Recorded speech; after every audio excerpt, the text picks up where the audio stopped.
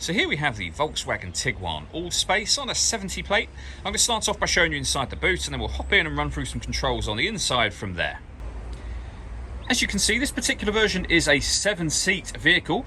So this is how much boot space you have with all 7 seats in place. Let me show you what it's like with the 2 rear seats folded down.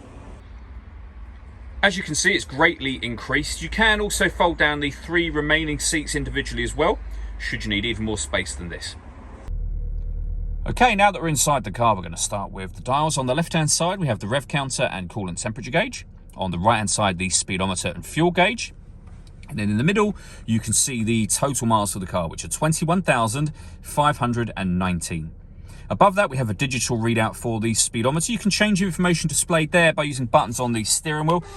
So there are various different pieces of information available to you on the driving data menu, as you can see, but there are other menus available as well. So we have assist systems, navigation, audio, telephone, vehicle status, and background to where we started a moment ago. If we back out to the steering wheel, on the left-hand side, we have cruise control. Once you set cruise control, hit this button here. This car is able to maintain its own distance between itself and the car in front, both speeding up and slowing down automatically, depending on the car in front's speed. We have stereo controls beneath that, which continue over on the right-hand side. And then the buttons to alter the menu information, as I was doing a moment ago, are just here. In the center, we then have the touchscreen for the car. So up on the top here, we can access the radio. You'll see that this car has got DAB, FM and AM radio. If you hit media, you'll be able to listen to your own music, and you can do that in a number of ways, as you can see, and they include Bluetooth audio. So once you pair up your phone, you'll be able to make and receive phone calls, but you'll also be able to stream your music wirelessly as well. And then pairing your phone is done just here. This car's got satellite navigation accessed up in the top right-hand corner here. There's a full video showing how that works on our website and YouTube channel. Below that, we've got the dual zone climate control. So you can adjust the passenger, driver temperature. You can increase and decrease the fan speed, determine where you'd like the air to be distributed once it enters the car. Once you're happy with those settings, you can turn your air conditioning on. Same button again will turn it off. Or hit auto.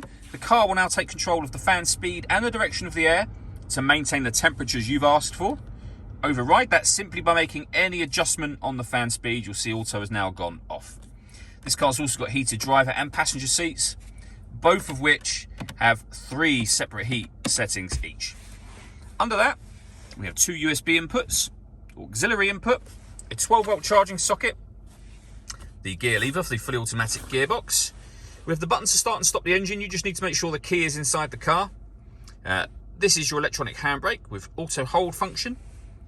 We have the stop and start. The car is designed to cut out when it's stationary in traffic to save you fuel. That system is off when the light shows. We can set the parking sensors on and off. And this final button turns on the autonomous parking. Follow the instructions up on the screen here and the car will steer itself into parking spaces. Again, we've done a couple of videos showing this system working, which you can find on our website and YouTube channel. All that leaves me to say is thank you for taking the time to watch this video. If you'd like to come and see the car in person and have a test drive, please feel free to call any of our MJA sites. We'd love to hear from you soon.